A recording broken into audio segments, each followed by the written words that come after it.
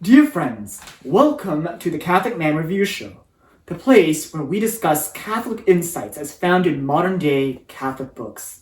I'm your host, Vincent. One of the things that people, especially Catholics all around the world, have been deprived of at various stages of the COVID-19 pandemic is the gift of celebrating the Eucharist around the altar of the Lord. Such memories of attending live stream Mass is all too fresh in the minds of many. For most of us, including myself, there has been a renewed sense of appreciation and devotion to the Eucharist.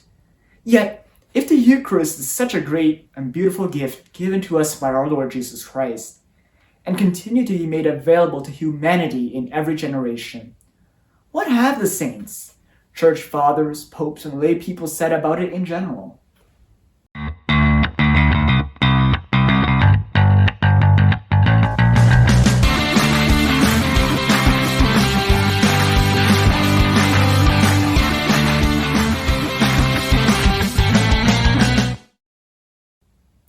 Mystery of the Altar, Daily Meditations on the Eucharist, is a new daily Catholic devotional just recently published in January of 2021, which contains meditations on the Eucharist from ancient and modern Catholic sources, from the classics like St. Augustine and St. Thomas Aquinas, to modern-day figures like St. John Paul II and Pope Benedict XVI.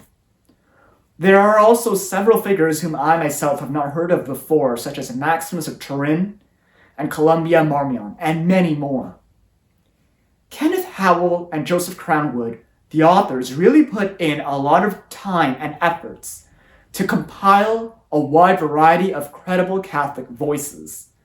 The extent and diversity of reflections on the Eucharist honestly surprised me, particularly the fact that how many people have written and reflected upon the Eucharist throughout the 2,000-year history of the Catholic Church. At the same time, though, it might not be surprising because the Eucharist is the source and summit of the Christian life, says the Catechism.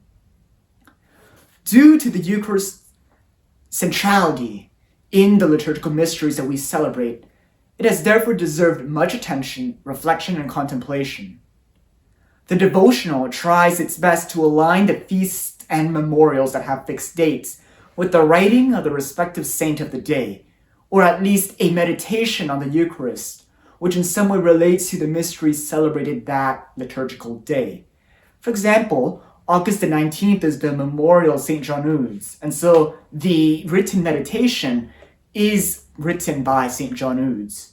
September the 8th is the feast of the Nativity of the Blessed Virgin Mary, and so the meditation of that day contains an excerpt of one of the writings of Blessed Anne Catherine Emmerich on Mary's priority in receiving Holy Communion in her vision of the Last Supper. You are then not only able to meditate on the Eucharist, but you have the opportunity to do so in communion with the saint whose feast or memorial the Church celebrates on a specific day.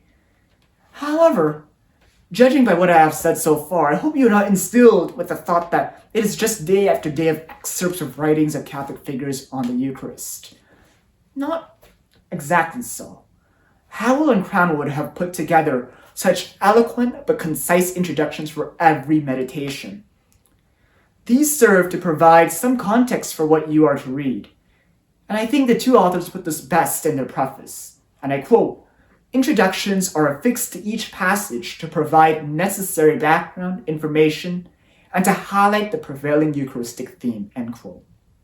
Just like any primary source of the Catholic Church, even with the Vatican II documents, it is always good to have some introduction, at least some historical, theological context to what you're reading. It helps you to become informed about the background of the texts that you consume. And more importantly, I think it is so important for us not to form opinions or thoughts that may distort the meaning of texts that we read. People nowadays, I think, need such introductions to what they read. A scroll on social media makes this clear. People say informed thoughts that lack background knowledge that in turn causes misunderstandings among others. Therefore, just like Howell and Cranwood, If you are considering publishing a devotional with primary sources, please take that effort to not only compile material well, but also provide short introductions. It helps readers like myself tremendously. What do you get out of this devotional? Is it merely just reading as a spiritual practice? Well, maybe, but the author says something a bit more than that. As they end the preface, quote, "In these pages, one finds endless apologetics, exegetical insights, and miraculous works in confirmation of the faith," end quote. It is therefore the hope of the authors that this volume may stir hearts to an ever more profound devotion to that love of loves, Jesus Christ in the most blessed sacraments. Therefore, Mystery of the Altar would be more than just a spiritual read for every day of the year. It would become a school of the Eucharist, where one will have the opportunity to see different viewpoints of the Eucharist in an apologetical lens, from an exegetical, theological point of view, and also learn of the miracles that confirm this great mystery of our faith.